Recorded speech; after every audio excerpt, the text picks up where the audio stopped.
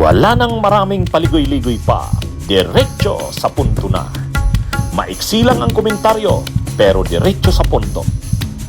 Maraming kuro-kuro, may tiwali, may totoo. Dito, sa puntong diretso tayo. Punto, diretso. One point lang po, kasi nabanggit nyo kanina, pinagbibintangan nga po no, yung House of Representatives sa mga insertions, yung sabi nga po ninyo, DS, sasabihin na naman, kinakana naman po ng mga congressman yung budget po. No? Pero, do you think head should roll, especially on the part of the DBM maybe, or sa kung sino man po yung dapat na managot sa nangyayaring ito, aside pa dun sa magiging recommendation po ninyo na ibalik nga po muna yung NEP sa DBM? Well, di ba continuing process ito? The task of holding people accountable does not end here. In fact, even when you get to the Senate, we are hoping that will continue. For example, there's a lot of talk about, the BICAM and all of that. No? I don't think that has been completely resolved yet. No? By the way, I want to take this opportunity to apologize to Senator Grace Poe, no? Kasi nabanggit ko siya as the three people that were involved in the final drafting of the end result, no? And I learned that even she was not really allowed to participate in the discussion. So, I apologize to her in front of everybody. But I think that the process of determining accountability on all of those things should continue. We have done it here in the House. Our chairman of Committee on Appropriations from the last year is no longer there. He is replaced by somebody who is very competent and beyond reproach. We think that that should happen also in the upper chamber. No, let this process be left in the hands of people with clean hands. No, wala naman may mga bahid pa kasi we will do our work here, then we will send it to the Senate. If they have not resolved this issue of accountability by the time this gets to them, I don't think anybody will believe the result that will come after that. Di ba? Nagkakalaglagan na ba sa Kongreso? Nagdidistansyahan na sila sa pananagutan tungkol dun sa BICAM. Ay syempre, kung controversial yung mga insertion sa BICAM, ay nung kasing last year kasi, nung pinag-usapan yung budget para sa ngayong taon na 2025, nagbuo ng small committee BICAM. Ay syempre, ang nandun, si Romualdez, si Chis Escudero, si Grace Poe, at saka si Saldico. Sila yung mga pinakamakapangyarihan doon. Pero si Romualdez hindi halos umattend na. Ang naiwan yata yung tatlo. Si Chis Escudero bilang Senate President, si Grace Poe bilang Finance Committee Chair ng Senado, at si Saldico bilang House Appropriations Committee Chair.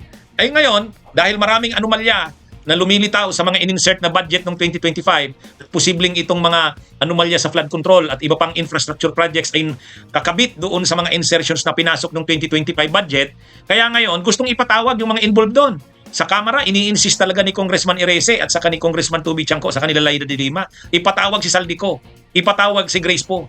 Ang problema, si Grace Poe nagpaliwanag. Pinaabot niya yung mensahe niya sa pamamagitan ni Ronnie Puno, Congressman Ronnie Puno ng House. Sabi ni Congressman Ronnie Puno, nag-a-apologize ako na binanggit ko si Grace Poe, Senator Grace Poe, former Senator Grace Poe, sabi ni Ronnie Puno, na pinaliwanag daw sa kanya ni former Senator Grace Poe, hindi naman daw siya involved doon sa mga insertions na yon. Nandun daw siya sa BICAM pero hindi daw siya kasama doon sa mga nag-usap-usap kung ano-ano yan at magkano yung insertions na yan. Kaya nag-a-apologize si Ronnie Puno. So anong ibig sabihin ni former Senator o ni dating Senadora Grace Poe? Ibig sabihin si Chis lang at saka si Saldico. Ay mukhang matindi talaga to. Nagkakalaglaga na. O kaya ngayon si Saldico ayun na.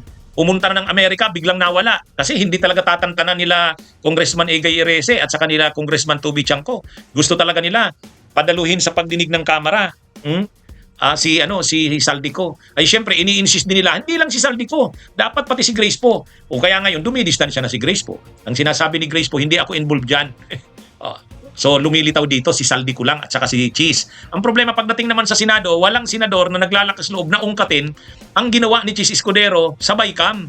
Ang ginawa ni Chis Escudero ng mga insertion sa BICAM. At si Chis Escudero tahimik din. Ang dami kasi nilang pananagutan dyan, makakabunyog mga kababayan. Kaya nagkakaganyan yan.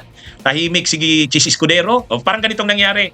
Tahimik si Chis Escudero, ang dating madaldal, ang dating laging humaharap sa media na senador na si Chis Escudero, ang yabang pagdating sa impeachment ni Sara, tamimi ngayon, tahimik ngayon. Si Saldico naman, si Saldico, wala na, nandun na sa Amerika, nagkasakit bigla.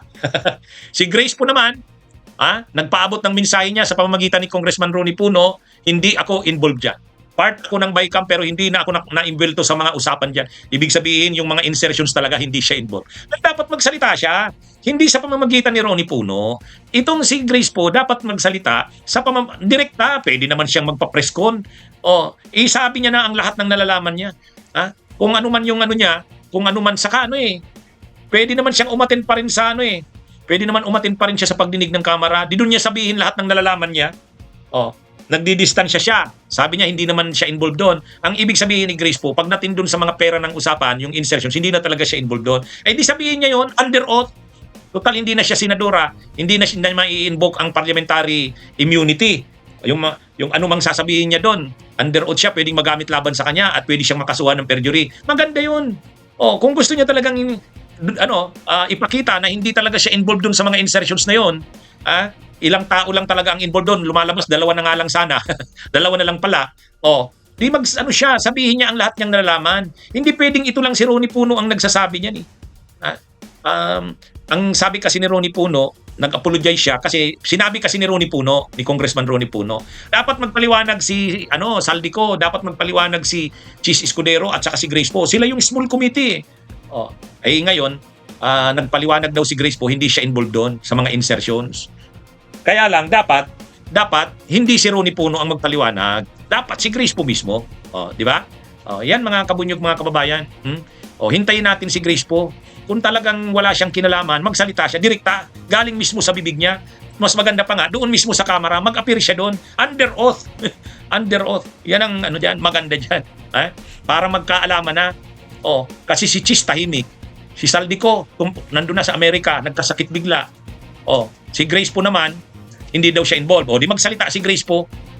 Sabihin niya na lahat ng nalalaman para makuha ang para makumbinsi niya ang taong bayan na hindi nga siya involved diyan. Bunyog, halikan na kasama ka. Bunyog, kapag buklod ay may pag-asa.